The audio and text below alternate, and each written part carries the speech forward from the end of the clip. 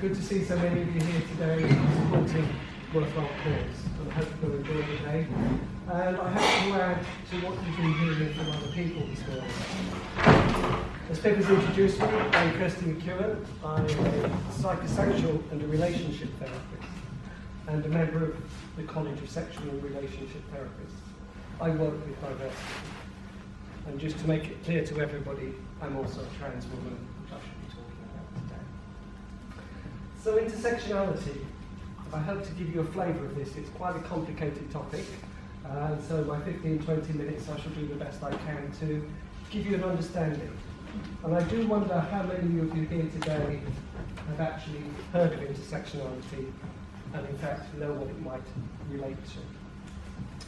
So I'd actually like to start by giving you the definition, and I hope you will excuse me for reading it because I can't remember this.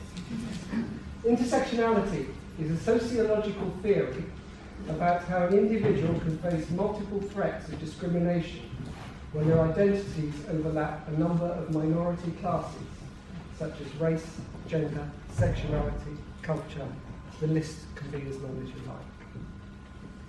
So that's quite a mouthful. So, to help you perhaps understand what this is about, I'd like to do a short visualization with you, a good therapist. So, an intersection, as Pippa has said, is an American term for a road junction. And I'd like you all to imagine a road junction. And we put our person from a minority grouping in society in the middle of that junction. And then I'd like you to imagine more roads coming into that junction so it becomes more complicated. And those roads are actually discriminations. They're what that person faces in life. And the busier those roads become, the more traffic on those roads, the more frequently that person will face the discrimination. And I hope you can see that the more complex the junction becomes, the more likelihood there is of harm to the person standing in the middle of that junction, whether that is mental, physical, or both. And that's intersectionality.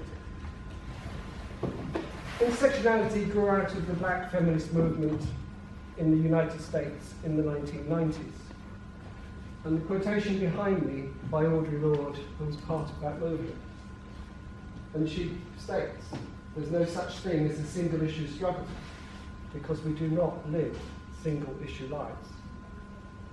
And for her, that was simply put, I am not just a woman or black, I'm both. We're looking at multiple issues of discrimination here. And so, what are intersections? Intersections are made up of three elements. We have discrimination, we have oppression, which is the result of discrimination, and strangely perhaps, we also have privilege. And discrimination, I'm sure you can all write a list of discrimination based on your own lives, whether that's cultural, sexual, gender, religious, age. The list can be as long as you like. And what about oppression? Well, oppression is actually the result of discrimination. A person who's discriminated feels oppressed. And oppression can come in two forms. It can come as state and political oppression, or social and peer group oppression. An example of state oppression, which is quite current at the moment, is young LGBT people escaping the Middle East, Afghanistan, where their religions, their culture does not accept their sexual diversity. And they come to the borders of a country like the UK or anywhere in Europe.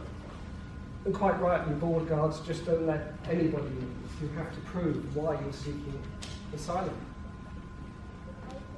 How do you prove to someone you're a lesbian, gay, or bisexual? It's not easy. And I've even read recently that some of these people are being sent home and being told, pretend you're heterosexual, then you won't have a problem. That's discrimination and oppression by the state. What about peer group and social oppression? Well, peer group oppression is simply those people that you mix with on a daily basis, your family, your friends. people at work, people you interact with socially.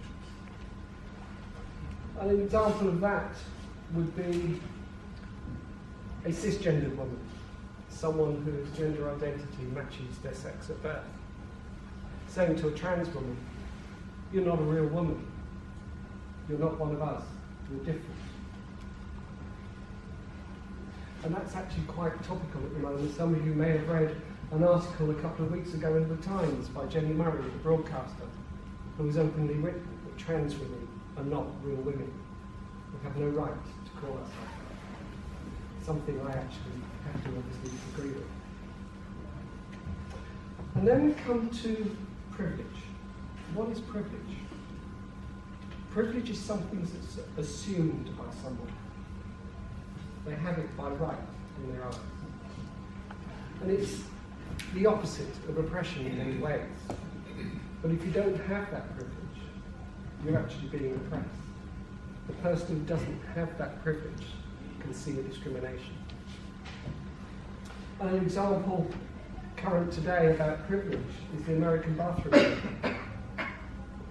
where legislation is stating that trans people must use the bathrooms according to their birth sex and not their gender identity. But cisgendered men and women can use any bathroom. They can use the bathroom of their choice, that matches their sex and gender. They have a privilege which has been withdrawn from trans people. And so the trans people are being oppressed because they do not have that privilege. They're being discriminated against. And I can give you a personal example. I transitioned at work, and I worked in a very male-dominated industry. And during my period of transition, one of my male colleagues came up to me and actually said to me, "What are you doing? What makes you want to become a second-class citizen?" He took the male-dominated privilege that he held in the industry I was in and felt he could say that to me. Now, of course, women are not second-class citizens. But to someone from that privileged position, that's how they see it. And so we're looking at how this is going to affect young LGBT people that I'm talking about here today. And how does research explain what's going on with intersectionality? There was a research program carried out in the United States in 2002. Now, research normally looks at one variable at a time. Intersectionality says you look at them all. You look at the variables together, such that the whole, the effect of the whole, is actually greater than the sum of the parts as far as intersectionality is concerned. And what the research project did was it took a grouping of about 1,000 young people, aged 18 to 24, and they came from 4 sections of society. They came from culture, they looked at culture, they looked at gender, sexuality, and social standing. Culture was broken down to black, white, and Latin. Gender, male and female. Sexuality, whether you were heterosexual or lesbian, gay or bi.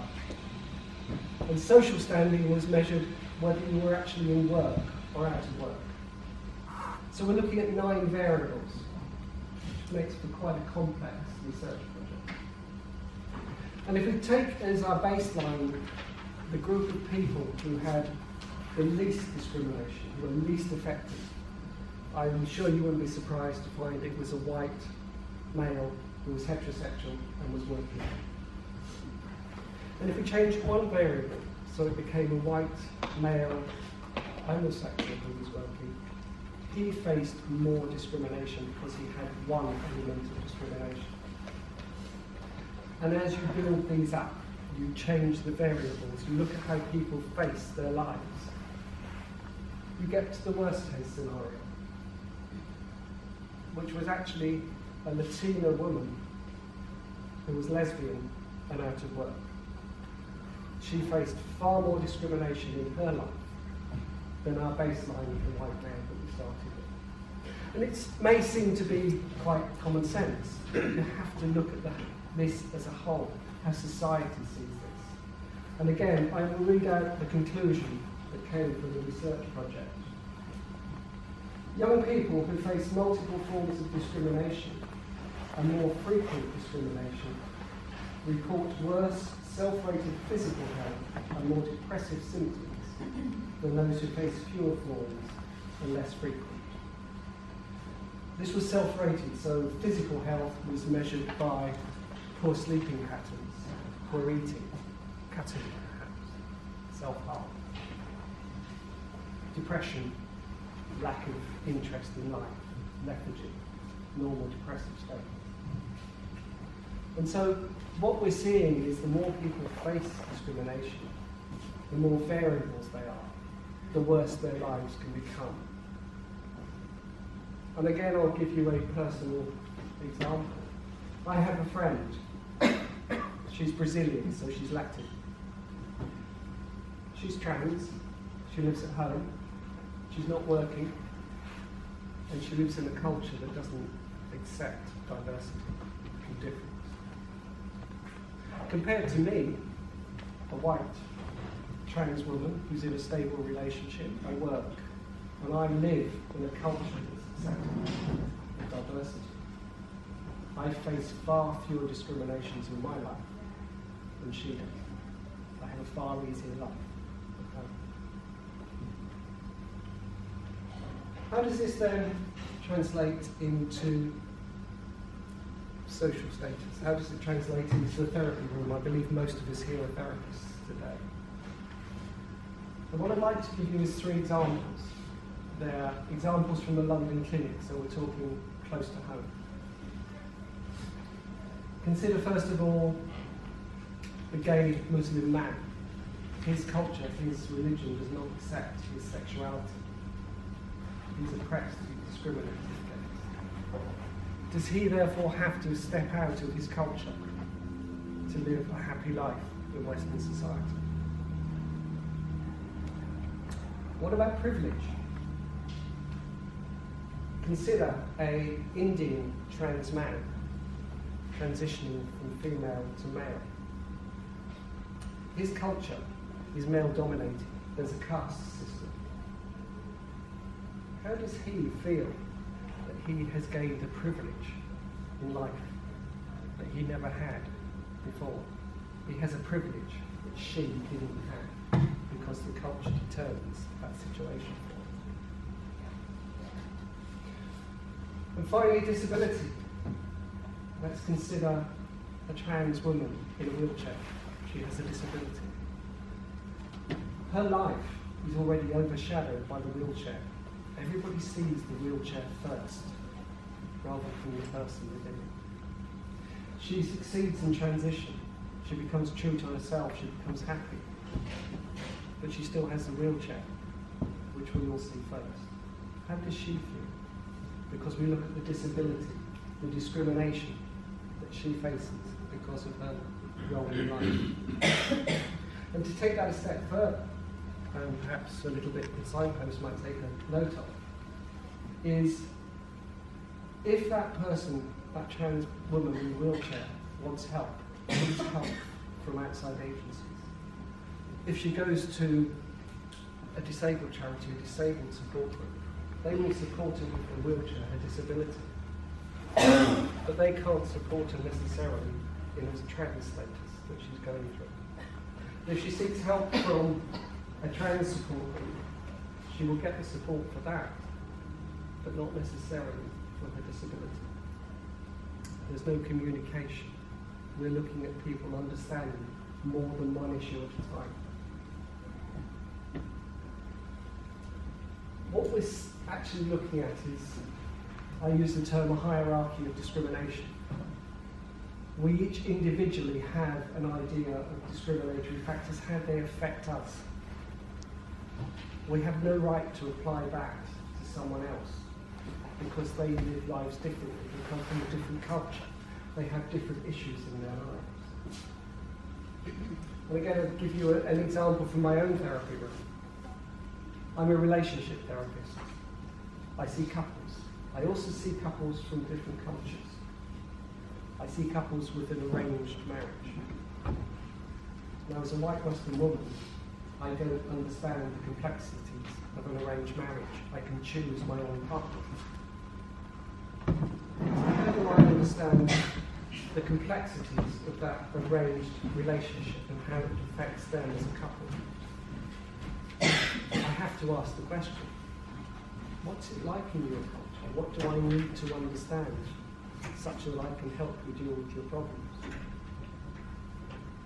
I also have to consider, why have you come to see me, a white Western therapist, when you have therapists within your own culture? We don't know, we don't understand what they're facing in life, their oppressive privileges. So what we're actually dealing with is quite a complex topic. Well, I hope I'm giving you some idea in this short 15, 20 minutes of what intersectionality is. It's social. It's about people. And as a therapist, I'm trained to ask the difficult questions. Not everybody is. So when they see someone facing discrimination or difficulty in their lives, we go back to the hierarchy of what they see as discrimination. They may not actually understand what the person's going through. And you have to have that courage to sympathetically and appropriately ask the question, what's happening for you in life today? So that you can offer support and help in the way that it's needed, not the way you think it should be given. What we're actually talking about, coming back to the topic of today's presentation, is inclusivity and acceptance of diversity, of difference, such that perhaps discrimination can be done away with, and we can all live the lives we need to have and we deserve. Thank you very much.